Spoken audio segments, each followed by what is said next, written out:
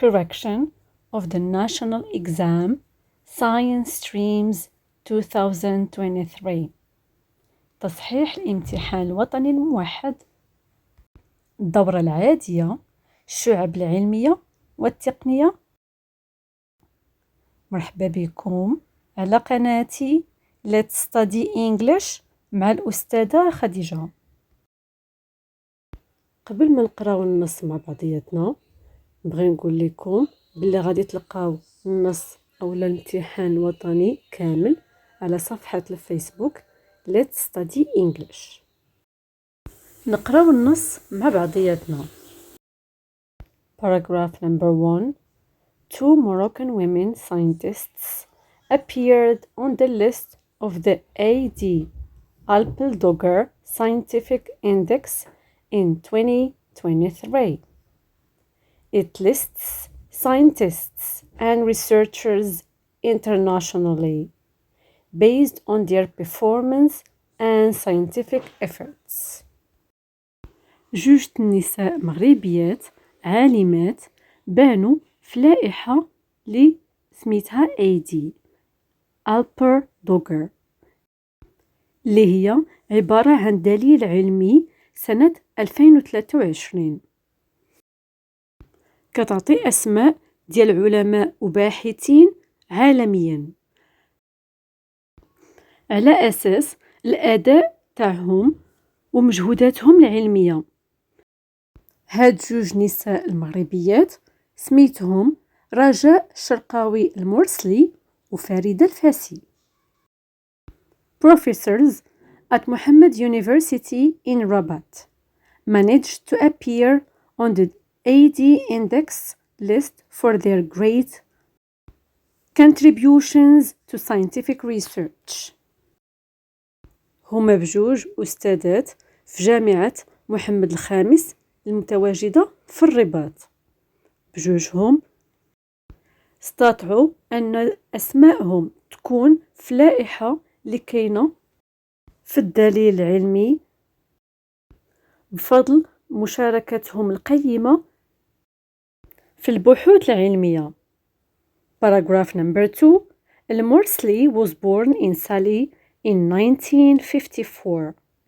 As a student, she was fascinated and inspired by the American astronaut. المرسلي تزادت في سلا سنة 1954. كتلميذة كانت معجبة برائد الفضاء الأمريكي نيل أرمسترونغ. Who became the first person to walk on the moon in 1969. الشخص الوحيد اللي قدر أنه يتمشى على القمر سنة 1996. After getting her back in mathematics in Rabat, she went to study in Grenoble in France, where she obtained her doctorate in physics. من بعد ما حصلت على البكالوريا تاعها في الرياضيات في مدينة الرباط، مشات تكمل قرايتها في غرينوبل في فرنسا، وتما حصلت على الدكتوراه تاعها في الفيزياء. In 1982, she returned to Morocco and joined Mohammed V University. سنة 1982 رجعت للمغرب وانضمت لجامعة محمد الخامس as a teacher and researcher in nuclear physics, medical physics and high energy physics. From 2013 and 2017, she was the vice president of the university. In 2015, المرسلي received a UNESCO award for women in science. انضمت للجامعة كأستاذة وباحثة في الفيزياء النووية، الفيزياء الطبية وفيزياء الطاقة العالية. من 2013 حتى 2017 كانت نائبة رئيس في الجامعة. سنة 2015 المورسلي تلقات جائزة اليونسكو للنساء في العلوم for her key contribution to one of the discoveries in physics. In 2019, she was elected Vice President of the Network of African Science Academies, NASAC, which means to make science as a way for positive change in Africa. للمشاركة تاعها القيمة في وحدة من الاكتشافات في الفيزياء. سنة 2019 انتخبت كنائب رئيس الشبكة الإفريقية للأكاديميات العلمية اللي كتهدف أنها دير علوم كطريقة للتغيير الإيجابي في إفريقيا. Paragraph number 3. المورسلي was happy with her position among international scientists.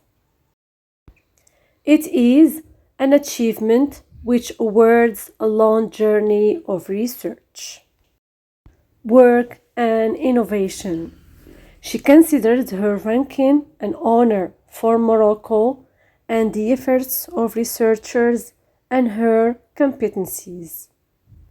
It is a kind of scientific diplomacy that ensures the popularity of Morocco in international academic forums. هذا الإنجاز كان نتيجة ديال مسيرة من البحث والعمل والابتكار. كتعتبر المرتبة تاعها شرف للمغرب ومجهودات الباحثين وقدراتهم. هذا نوع من العلم الدبلوماسي اللي كيأكد على تواجد المغرب في منتديات أكاديمية عالمية. هي شرحت هذه المسألة. Paragraph number 4. فريدة الفاسي, a professor of nuclear physics at Mohammed V University in Rabat, ranked second in the Arab world and in Africa on the AD index. When she was a child, she had a strong passion for sciences. فريدة الفاسي أستاذة ديال الفيزياء النووية في جامعة محمد الخامس في الرباط. جات المرتبة الثانية في العالم العربي وفي إفريقيا في مؤشر AD. ملي كانت باقا صغيرة أو ملي كانت طفلة كان عندها شغف كبير للعلوم. When I was little, my parents nurtured my curiosity and problem-solving skills through practicing home tasks such as cooking, doing household chores, and planning trips. She explains.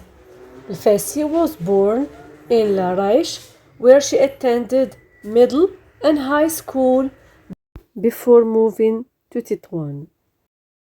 شرحات وقالت باللي ملي كانت طفلة والديها ربوها على الفضول ومهارات حل مشكلات عبر ممارسة تمارين منزلية خاصة بالطبخ، الأعمال المنزلية وتنظيم رحلات. الفاسي تزادت في العرايش وتم قرات في الإعدادي والثانوي قبل ما تمشي لتطوان. To spread scientific knowledge among Moroccan students. باش تنشر المعارف العلمية وسط تلاميذ المغاربة. Paragraph number 5. الفاسي believes that scientific research requires individual effort as well as the support of the state. الفاسي تؤمن أن البحث العلمي كيحتاج مهارات أو مجهود فردي كيف ما كيحتاج دعم الدولة. Therefore, Morocco needs to make more efforts to provide more research. لهذا المغرب محتاج أنه يدير مجهودات كثيرة to provide more research opportunities and suitable working conditions to minimize brain drain. المغرب محتاج يدير مجهودات كتيرة باش يعطي أو لا يوفر فرص البحث كتيرة وظروف عمل جيدة باش ينقصوا من هجرة الأدمغة. هاد النص تخاد من هاد العنوان. Comprehension is out of 15 points. Base all your answers on the text. Comprehension على 15 نقطة وكيبغوا منكم أنكم تجيبوا الأجوبة تاعها كلها انطلاقا من النص. نبدأ بالتمرين الأول. Complete the chart with information from the text. غادي نتكملوا هذا الجدول بمعلومات من النص. Birthplace مكان الازدياد. Date of return to Morocco سنة الرجوع إلى المغرب. رجاء الشرقاوي المرسلي آن فريدة الفاسي. هادو هما جوج النساء المغربيات اللي كيهضر عليهم النص. شنو هما الأجوبة؟ هاد التمرين على 2 نقط، يعني كل جواب صحيح على 0.5. بالنسبة لمكان الازدياد ديال رجاء الشرقاوي المرسلي هو سالي، مدينة سلا. والتاريخ ديال رجوعها للمغرب هو سنة 1982 1982. بالنسبة لفريدة الفاسي تزادت في العرايش وتاريخ رجوعها للمغرب هو سنة 2014. Exercise B. Are these statements true or false? Justify. واش هاد جوج العبارات صحاح أو لا خاطئين؟ وعطيو التعليل. عندكم 2 نقط، يعني كل جواب صحيح عليه نقطة. Sentence number 1. When المرسلي returned to Morocco, she started working as vice president of the university. ملي رجعت مرسلي للمغرب بدات الخدمة كنائبة رئيس في الجامعة. واش هاد الجملة صحيحة أو لا خطأ؟ مع التعليل. Sentence number 2. الفاسي worked abroad before returning to Morocco. الفاسي خدمات برات المغرب قبل ما ترجع. True or false and justify. Here are the answers. Number 1. When المرسلي returned to Morocco, she started working as vice president of the university. الجواب خطأ. Because when she returned to Morocco, she joined Mohammed V University as a teacher and researcher. ملي رجعت مرسلي للمغرب ما خدمتش كنائب رئيس في الجامعة، وإنما انضمت لجامعة محمد الخامس كأستاذة وباحثة. Sentence number 2. الفاسي worked abroad before returning to Morocco. الفاسي خدمات على برا، يعني برات المغرب قبل ما ترجع. That's true. She worked as a researcher at the National Center for Scientific Research in Spain. خدمات كباحثة في المركز الوطني للبحث العلمي في إسبانيا. Exercise C. Answer the following questions. عندنا 3 أسئلة ب3 نقط، يعني كل سؤال بنقطة. Number 1. Who was the Morsley's role model when she was young? شكون كان القدوة ديال مرسلي ملي كانت طفلة أو ملي كانت شابة؟ Number 2. Why did الفاسي decide to return to Morocco? علاش قررت الفاسي أنها ترجع للمغرب؟ Question number 3. What does الفاسي suggest to fight brain drain؟ أشنو اقترحت الفاسي باش نحاربو هجرة الأدمغة؟ Here are the answers. Number 1. The American astronaut or Neil Armstrong. أي جواب درتوه هنا فهو صحيح. إما غتقولوا بلي هو نيل أرمسترونغ بمعنى هذا هو القدوة ديال مورسلي كتحددوا الاسم، أولا كتقولوا رائد الفضاء الأمريكي. Number 2. To spread scientific knowledge among Moroccan students. علاش جات الفاسي المغرب؟ لأنها بغات تنشر المعرفة العلمية وسط تلاميذ المغاربة. Number 3. Morocco needs to make more efforts. باش نحاربو أو نقضيو على هجرة الأدمغة المغرب خاصو يدير مجهودات كثيرة. Exercise D. Complete the sentences with information from the text. عندنا هاد جوج جمل خاصكم تكملوهم انطلاقا من النص. ملي كنبغيو نكملو الجمل اما كتزيدو كلمه اولا جوج اولا جمله باش يكمل المعنى. عندكم جوج نقط، يعني اي جواب صحيح عليه نقطه. Sentence number 1. The goal of the network of African science academies is. الهدف الشبكة الإفريقية للأكاديميات العلمية هو. Sentence number 2. Doing household chores and planning trips allowed الفاسي to develop. القيام بالأعمال المنزلية وتنظيم الرحلات خلى الفاسي أنها تطور أو لا تنمي. كمل الجملة. Here are the answers. Number 1. To make science as a way for positive change in Africa. الهدف هو أننا نجعلو العلوم طريقة للتغيير الإيجابي في إفريقيا. Sentence number 2. Her curiosity and problem solving skills. دوك المسائل اللي كانت كتديرهم الفاسي ملي كانت صغيرة طوروا الفضول تاعها ومهارات حل المشكل عندها. Exercise E. Pick out from the text phrases or sentences which show that.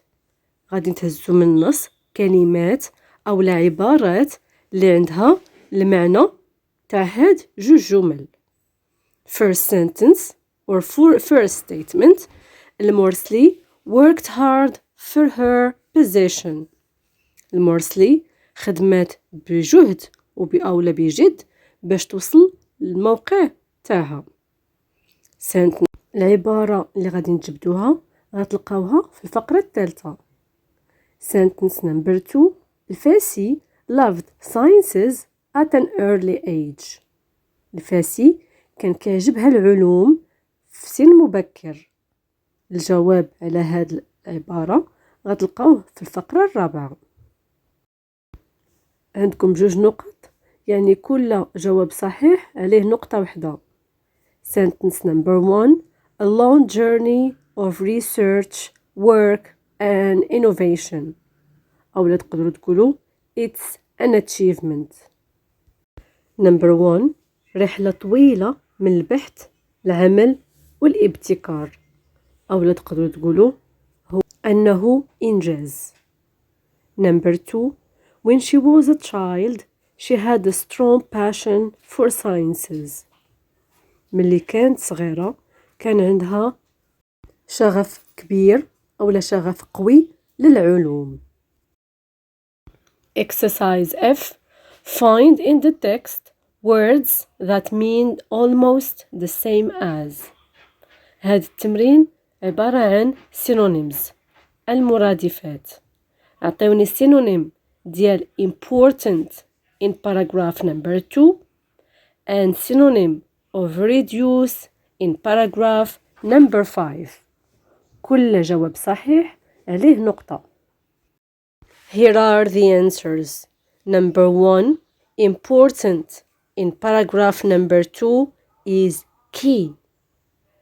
اللي هي مهم. Number 2, reduce from paragraph number 5 is minimize. اللي هي كتنقص. Last exercise in comprehension is G. What do the underlined words in the text refer to? عندنا كلمات مسطرين تحتهم في النص على ياش كيعودوا. Number 1, the university. paragraph 2, شنو جامعة أو لا إيش من جامعة اللي كنهضروا عليها في الفقرة الثانية. Number 2, there.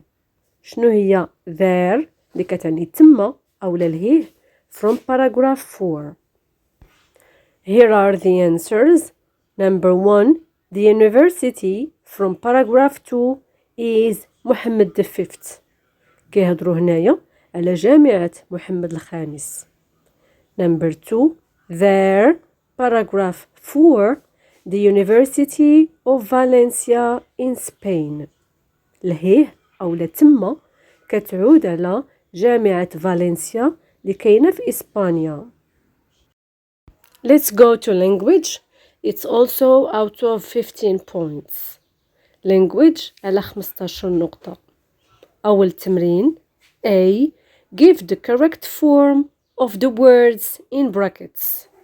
ملي كيقولوا لكم عندكم كلمات صرفوهم، هنا كيبغيوكم تحولوهم إما كيعطيوكم verb وخاصو يولي اسم أو لا adjective. هادو suffixes and prefixes. Sentence number 1. Climate change needs a lot of collaborate to reduce its negative effects. Climate change أو لا تغيير المناخ كيحتاج بزاف تاع تعاون باش نقصو من نتائج تاعو السلبية. Number 2. Murad is a very competent manager. His leadership qualities are motivating. مراد كفاءة كمدير. مؤهلاته في القيادة مشجعة. شنو ممكن نديرو لهاد جوج كلمات باش نوظفوهم بطريقة جيدة في وسط الجمل؟ بالنسبة للجملة الأولى غنقولو climate change needs a lot of collaboration to reduce its negative effects. بما أن عندنا a lot of فهاد الفيرب خاصو يتحول لاسم. هذا علاش درنا collaboration. كيف ما كتعرفوا كلمات اللي كيساليو بالتي او في الاخير كنحيدو هذيك اي وكنديرو اي او ان. Sentence number 2. Murad is a very competent manager. His leadership qualities are motivating. بما أن عندنا very الكلمة اللي غادي نحطو خاصها تكون adjective. هذا علاش بدلنا competence من اسم الadjective اللي هو competent. Exercise B. Fill in the blanks with the correct words from the lists. عندكم 3 الجمل، كل جملة عندها 3 الاختيارات. حطوا في المكان الفارغ اختيار المناسب باش تكملوا الجملة، وأي جواب صحيح عليه نقطة. Sentence number 1. I can't help. Is it laughing or to laugh or laugh whenever I watch Mr. Bean's shows. ما كنقدرش نستحمل أو لا نصبر أنني نضحك ملي كنشوف ولا كنتفرج في عروض مستر بينز. Sentence number 2. Khalid will have. Is it leave or living or left the university in 2 years' time? خالد غادي يغادر الجامعة في غضون 2 سنين. أشنو هما الأجوبة الصحيحة بالنسبة لهاد جوج جمل؟ بالنسبة للجملة الأولى I can't help، هاد العبارة كيتبعها gerund. هذا علاش خاصنا نقولو I can't help laughing whenever I watch Mr. Bean's shows. Sentence number 2 Khalid will have left the university in 2 years' time. هاد الجملة كاينة في future perfect. in plus time عبارة كتبين لنا أن هاد الجملة خاصها تكون في future perfect، وحتى أنهم عطاوكم will have كيتبعها past participle of the verb اللي هو left. Sentence number 3 The electric cars Morocco will produce are environment friendly. السيارات الإلكترونية اللي غادي ينتجها المغرب هي صديقة الطبيعة. واش غنقولو where ولا which ولا whose؟ بما أننا كنهضروا على السيارات فهما أشياء، هذا علاش غادي نقولو which. Exercise C Fill in the blanks with the correct words from the list. عندكم جوج الجمل وعندكم كلمات غادي تخدموا بالكلمة المناسبة باش تملؤوا الفراغ. get keep on performing keep up training. Sentence number 1 Many jobs will disappear in the future as robots will replace humans in some tasks. العديد من المهن غادي نختفيو في المستقبل لأن الروبوهات غادي يبدلوا أو لا غادي يعوضوا البشر في بعض المهام. Sentence number 2 Workers need more training programs too with the rapid changes in the job market.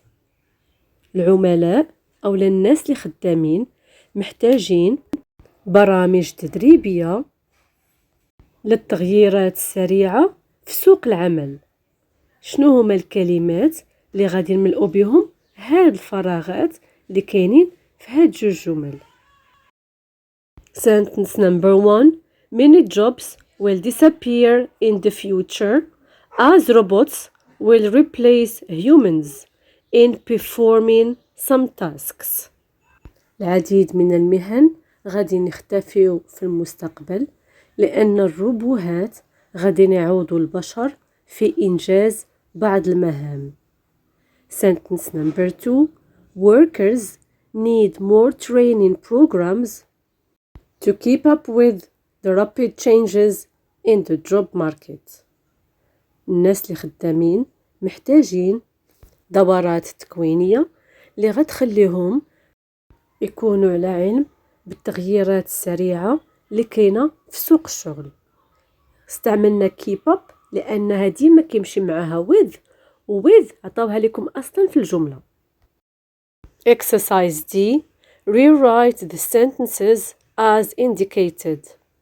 غادي تعاودوا تكتبوا الجمل باستعمال الكلمات اللي بداو لكم بهم. عندكم 4 تاع النقط، يعني كل جملة بنقطة. Sentence number 1 I think you should convert the document to PDF. She said. She advised me.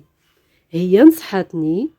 وعطينا بين معقوفتين كنظن أنه خاصك تحول هاد الملف PDF. Sentence number 2 She exercised a lot. She failed to lose weight. هي كدير سبور بزاف ولكن فشلت أنها تنقص من الحجم تاعها. وعندكم despite اللي هي بالرغم. كيفاش غتعاودوا تكتبوا هاد الجمل؟ Sentence number 1 I think you should convert the document to PDF. She said. She advised me to convert the document to PDF. ملي كيكون عندنا معقوفتين هذا كيعني أن الدرس هو reported speech الخطاب المنقول، و advise ديما كيتبعها infinitive، يعني درنا advised me هذاك الverb درنا قبل منه to convert تبدل الدوكيمون للPDF. Sentence number 2. She exercised a lot. She failed to lose weight. كتدير سبور بزاف ولا كتلعب الرياضة بزاف وفشلت أنها تنقص من الحجم تاعها أو الوزن تاعها. Despite كتعني بالرغم. Despite exercising a lot, she failed to lose weight. بالرغم من أنها كتدير سبور بزاف فهي فشلت أنها تنقص الوزن تاعها. Despite is plus gerund. الفيرب هو exercised كنشدوه وكديروه في الجيراند اللي هو verb plus ing. 3. I didn't attend the online lesson because of poor internet connection. I wish. ما حضرتش الدرس اونلاين بسبب الانترنت اللي كانت ثقيله. I wish شنو غنديرو هنايا؟ 4.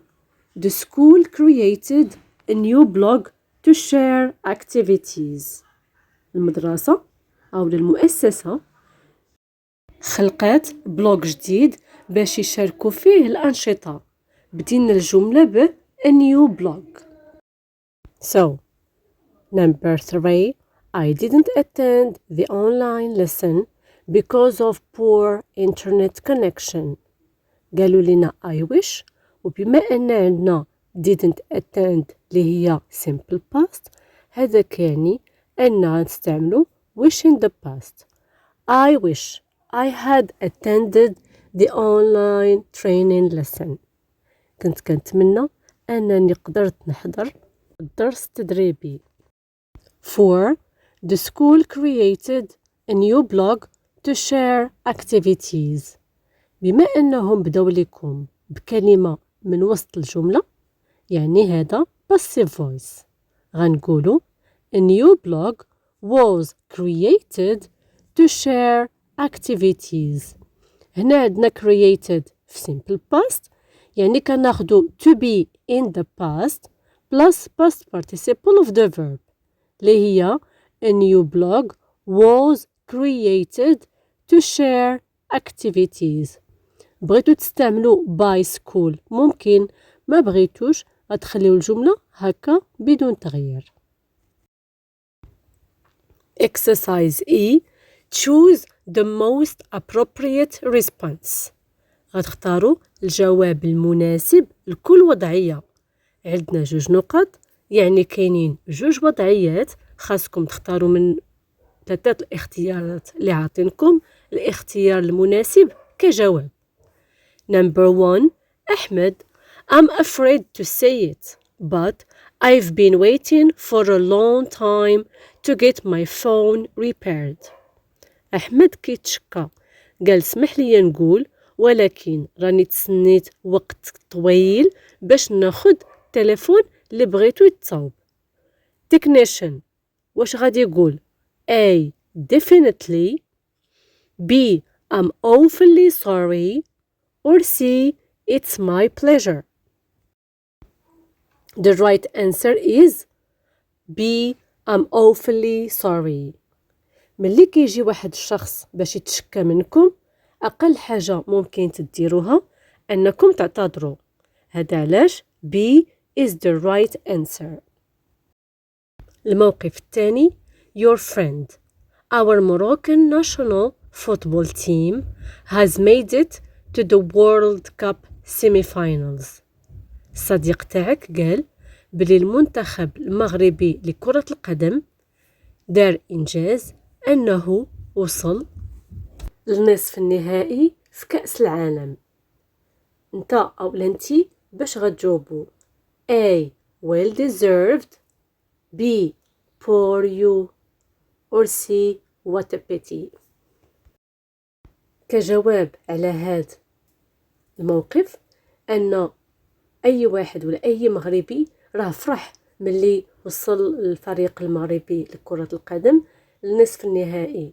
يعني غادي يكون الجواب الصحيح هو well deserved، يعني كيستحقوها. ميمكنش نقولوا pour you للأسف أو لا what a pity اللي حتى هي عندها تقريبا نفس المعنى. Exercise F. Complete the following exchanges appropriately. كملوا هاد المواقف بوحدة من العبارات المناسبة انطلاقا من أش نقترح عليكم بين قوسين. Number 1. نوال I find this film boring. كيبان ليها بلي هاد الفيلم ممل. انت اولا انتي غتقولوا ليها I have the same feeling وخاصكم تقترحوا شي حاجة. Number 2. كمال عاطنكم بين قوسين asks his friend to take a picture. كيطلب من الصديق تاعو أنه ياخذ ليه picture. friend قال ليه of course بالطبع. شنو ممكن نقولوا في كل وحدة من هاد المواقف؟ Number 1. نوال I find this film boring. نوال كتقول أنها لقات الفيلم ممل. جاوبتها صديقتها I have the same feeling. حتى أنا عندي نفس الإحساس. الاقتراح اللي قالت لها Why don't we go sightseeing؟ علاش ما نمشيوش ندورو؟ وتقدروا تقولوا أي جواب فيه اقتراح راه ممكن يتقبل لكم. Number 2. كمال خاصو ولا بغى يسول صديق تاعو باش ياخذ ليه picture أولا صورة. يقدر يقول ليه Can you take me a picture؟ واش ممكن تاخذ لي صورة؟ أي سؤال فيه طلب راه غيتقبل. friend قال ليه of course بالطبع. الفقرة الأخيرة في الامتحان الوطني خاصة بالرايتين. الرايتين على 10 نقط. عندكم جوج تاع التمارين. التمرين الأول على 4 نقط. complete the following paragraph. غتكملوا هاد الفقرة. Using surveillance cameras at school has many benefits. استعمال كاميرات داخل المؤسسة عنده بزاف تاع الفوائد. First. ملي كيقولوا لكم أولا كتبداو تقولوا نيشان شنو هما هاد الفوائد. غتقولوا second third وفي الأخير كتختموا بالرأي الشخصي تاعكم على أهمية هاد الكاميرات داخل المؤسسات. أثناء الكتابة ردوا البال أنكم ما يكونش عندكم بزاف تاع التكرار لأن التكرار كيحيد النقط. ردوا البال أنكم مثلا هذا الموقف خاصنا نستعملوا فيه simple present لأننا كنهضروا على مسألة اللي هي دائمة كاينة اليوم وغدا ومتكررة. يعني ميمكنش لكم تستعملوا simple past. Task number 2 out of 6 points. تمرين تاني على 6 نقط. Nowadays, people think that living in big cities is very challenging. الناس هاد الأيام كيقولوا أن لبغينا ولا عشنا في المدن الكبيرة راه هاد المسألة فيها بزاف تاع التحديات. طلبوا منكم write an article to be published in your school e-magazine about the problems people face in big cities. طلبوا منكم تكتبوا مقالة اللي غادي تنشر في مجلة المدرسية اللي هي إلكترونية على المشاكل اللي كيشوفوهم ولا اللي كيعيشوهم الناس في المدن الكبرى.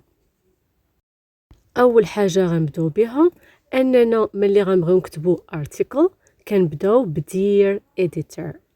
هادو هما المسائل اللي كنردوا لهم البال أثناء التصحيح إما في التمرين الأول أو التمرين الثاني المتعلق بالرايتين. كنشوفوا relevance of content to the task.